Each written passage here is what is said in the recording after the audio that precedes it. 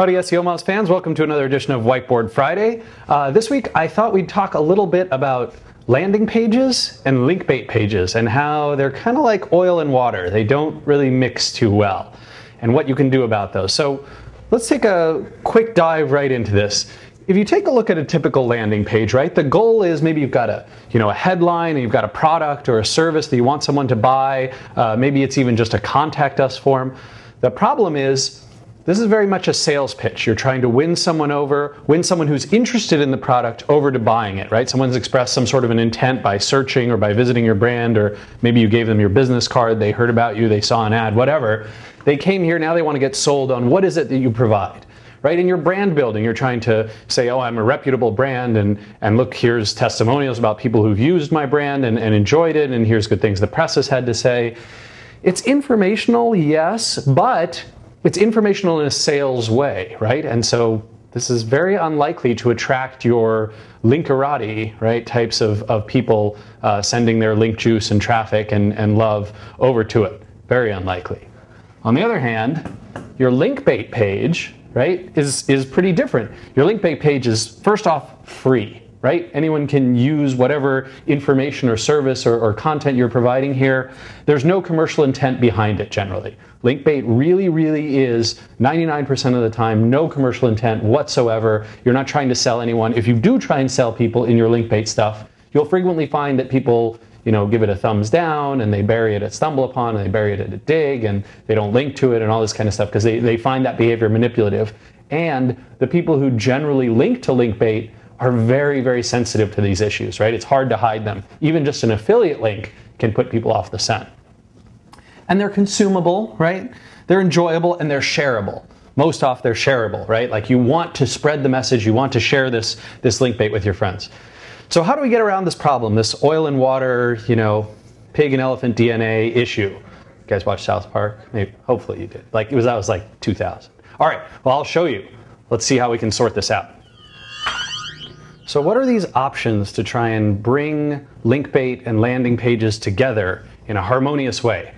Well, from an SEO perspective, there's a few good things that you can do. Number one, this is my highest recommendation. I cannot give you a better recommendation than this. Make your product Linkbait worthy.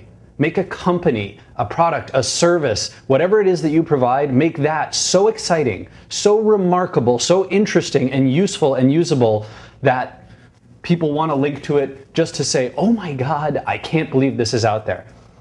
There's a good way to do this, and I think it's the freemium business model. If you look up some freemium stuff on the web, I just love this model. I think that, and because I love this model, right, SEO Mouse follows this model. But another good example would be someone like Wufoo or someone like Squarespace.com, right? Squarespace has this model where they say, oh, okay, you want to build a little website and use our system? Sure, totally free. But then you want some advanced features?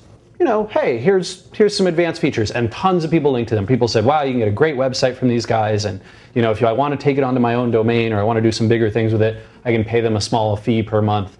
Great way to get your product to be Linkbait worthy. Secondarily, there's other options. You can build Linkbait to grow your domain authority, right? So in this model of how search engines work, here's a page and it's sitting on a domain with lots of other pages, right? And if lots of links come into this page, all these other pages here benefit, right, and rise in the rankings from the links that are coming into this page, assuming that this page is doing a good job of internal linking, you have good information architecture and all those kinds of things. So if you can do a good job with Linkbait on a domain, you can kind of bring up the rankings of all of the pages on your domain. And I think that you'll hear the engines endorse this. They like this strategy. They think it's a good thing to do. Do interesting stuff and you'll show us, hey, this is an interesting guy, right? And we want to rank his stuff better. Third, you have the option of adding commercial messaging later on. So let's say that you have a great Linkbait piece, right? Something that's going to attract a lot of links, and you know that you've got some products and stuff that kind of makes sense to put in there. You might say, all right, you know what? When this first gets popular on Dig and Reddit and the social sites and all that kind of stuff and gets the StumbleUpon traffic, I'm going to leave the messaging out because I know those people hate it. But then later on, I'm going to go and toss in a link to my products or my services, and that can be a fine way to go. Some people might say, oh, but Rand, that's manipulative. I really disagree. I think that it's a matter of intent and it's a matter of how you do it. If you add in, some good intent behind it and you say, oh, I'm just going to toss in a little bit of commercial messaging, no problem. If you do it, in a very, very misleading way, certainly, and this is true of anything on the web, right? If you do it in a misleading way, it can get you in trouble. And since you asked, I asked on the blog this week whether we should be covering black hat and gray hat stuff. You said, yes, I want to hear gray and black hat stuff. So here it is. This is not an endorsement. I do not endorse this. SEO does not endorse this, but you should be aware of it, and you should be aware of it exists and how it exists, and certainly you should look for it from your competition potentially if you're not doing it yourself. Well, even if you are, probably. So you can redirect Linkbait later. I think people call this the Linkbait and switch, which I think is a genius name, right? The Linkbait and switch is I get a bunch of links into this good page, right? This Linkbait page.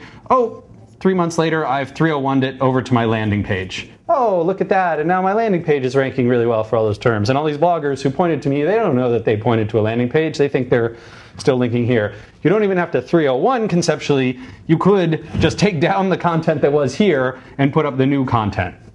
Pretty tricky, pretty low down, dirty.